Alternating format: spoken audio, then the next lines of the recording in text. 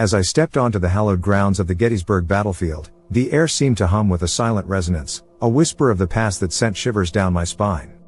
The sun was setting, casting long shadows across the rolling fields where, over a century and a half ago, one of the bloodiest battles in American history unfolded. This was my first visit, driven by a lifelong fascination with history and the paranormal. Little did I know, my curiosity would lead me to an experience that would blur the line between the living and the dead. I arrived late in the afternoon, the sky painted with hues of orange and pink. The battlefield, now serene and hauntingly beautiful, was dotted with monuments and cannons, silent sentinels to the thousands of soldiers who had fought and died here. As a historian, I had read countless accounts of the Battle of Gettysburg, but standing here, the sheer scale of the bloodshed became palpable.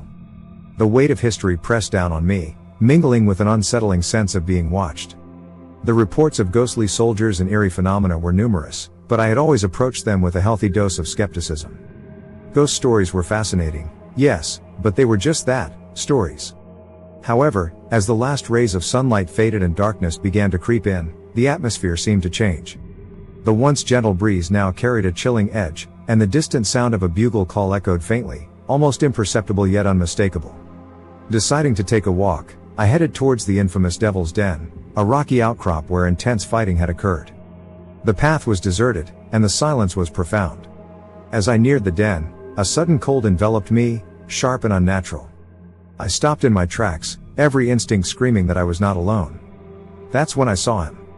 A figure, dressed in a ragged Confederate uniform, stood atop the rocks, staring out over the field. His posture was rigid, and he held a musket loosely in his hands. My heart pounded in my chest as I called out, half expecting him to vanish. Instead, he turned slowly to face me, and the world seemed to tilt. His eyes met mine, and I was struck by their emptiness. There was a hollowness there, a void that sent ice through my veins.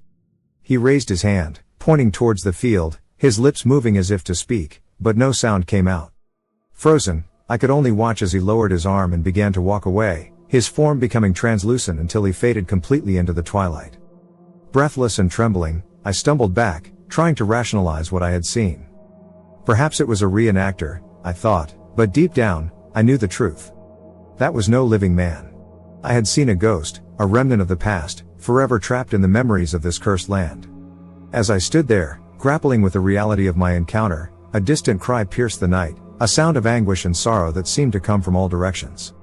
The battlefield, once so quiet, now hummed with a spectral energy.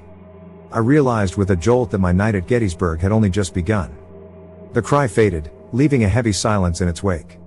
My breath came in short, shallow gasps as I tried to steady myself. Every instinct told me to leave, but a deeper, inexplicable urge compelled me to stay. There was something here, something that needed to be understood. I made my way back to my car and retrieved a flashlight, its beam slicing through the encroaching darkness. Determined to investigate further, I headed towards the area known as Little Round Top, another site of fierce combat during the battle.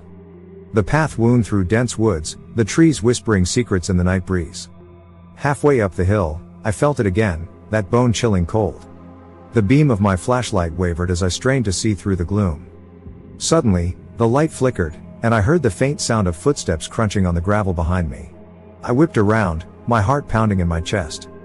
There was no one there. I continued up the path, every rustle of leaves and snap of twigs setting my nerves on edge. When I reached the summit, the view was breathtaking.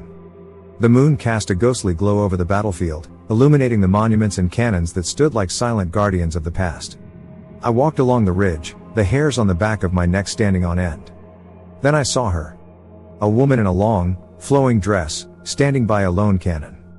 Her hair was dark and her face pale, eyes wide with an emotion I couldn't quite discern. She seemed out of place, her attire more suited to the 19th century than the present day. As I approached, she turned to face me, her expression one of profound sadness. "Who are you?" I asked, my voice trembling. She didn't respond, but raised her hand to point towards the horizon. Following her gesture, I saw a group of soldiers marching in formation, their figures translucent and shimmering in the moonlight. They moved silently, their faces set in grim determination, weapons at the ready. It was a spectral reenactment of the battle that had taken place here so long ago.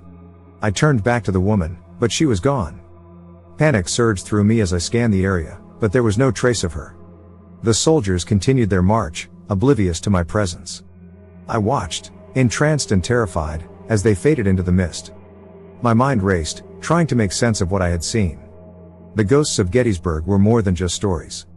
They were real, their memories etched into the very fabric of this place. And they were trying to tell me something. As I stood there, alone on Little Round Top, I realized that my journey was far from over.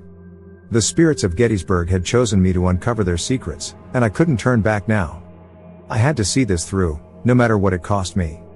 Determined to unravel the mysteries of this haunted land, I decided to stay the night.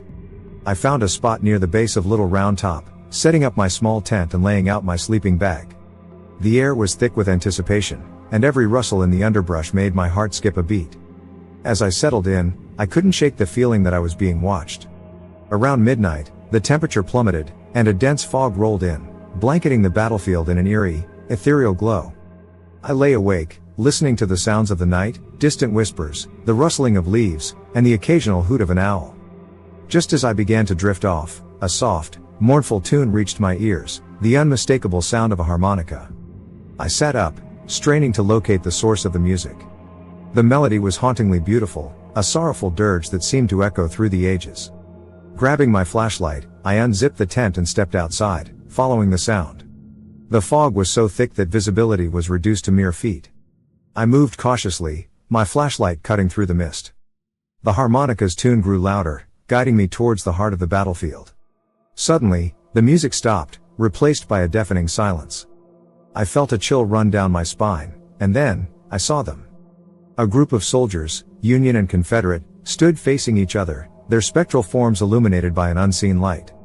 Their faces were etched with sorrow and weariness, their uniforms tattered and bloodstained. They seemed to be waiting for something, an unspoken truce hanging in the air between them. I approached slowly, my heart pounding in my chest. As I drew closer, one of the soldiers, a young Union private, turned to look at me. His eyes were filled with a profound sadness, and he raised his hand, beckoning me to join them. "Why are you here?" I asked, my voice barely a whisper. He didn't speak, but his eyes conveyed a story of unimaginable suffering and loss. I felt a wave of emotion wash over me, as if I could sense the collective grief of these restless spirits. The private gestured towards the horizon, where the first light of dawn was beginning to break through the fog.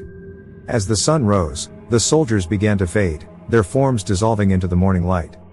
The harmonica's tune returned, carried on the breeze, a final farewell from the spirits of Gettysburg.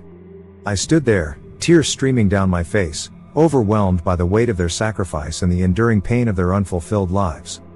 Determined to find closure for these tormented souls, I decided to dig deeper into the history of the battlefield. After packing up my tent, I made my way to the local historical society, where I hoped to uncover more about the individuals who had fought and died here. The society's archives were a treasure trove of information, filled with letters, diaries, and photographs from the time of the battle. I spent hours poring over the documents, looking for any clues that might explain the apparitions I had encountered. One letter, in particular, caught my eye. It was from a Confederate soldier named Thomas, addressed to his beloved back home. The letter spoke of his fear, his longing, and a promise to return, one that he never kept. As I read Thomas's words, I felt a connection to him and to the countless others whose lives had been cut short. I knew what I had to do. That evening, I returned to the battlefield, carrying with me copies of the letters and diaries I had found. I stood at the spot where I had seen the spectral soldiers and began to read aloud. The sun dipped below the horizon, and the familiar chill returned. I continued to read, my voice steady despite the growing darkness. As I finished the last letter, a strange calm settled over the battlefield. The fog rolled in again, but this time it felt different, less menacing, almost peaceful. And then they appeared. The soldiers, both Union and Confederate, materialized before me, their expressions no longer filled with sorrow, but with a sense of relief. Among them was Thomas, his face illuminated by a soft, ethereal light. He stepped forward, and I felt a deep sense of connection and gratitude emanating from him. "Thank you," he whispered, his voice carried on the breeze. As the first light of dawn broke, the spirits began to fade, their forms blending into the morning mist. The harmonica's tune played one last time, a hauntingly beautiful melody that echoed across the battlefield. The soldiers were finally at peace, their stories heard and their sacrifices acknowledged. I stood alone, the sun rising over the Gettysburg battlefield, feeling a profound sense of closure. The ghosts of Gettysburg had found their peace, and in doing so, they had given me a deeper understanding of the human cost of war and the enduring power of memory. As I left the battlefield, I knew I would never forget the spirits I had encountered and the lessons they had imparted. The past and present had intertwined in a way I had never imagined, leaving me with a newfound respect for the history that shapes us and the souls that still linger, waiting for their stories to be told. Thank you for joining me on this journey through the ghosts of Gettysburg. I hope you found it as haunting and enlightening as I did. Stay tuned for more stories where history and the supernatural collide.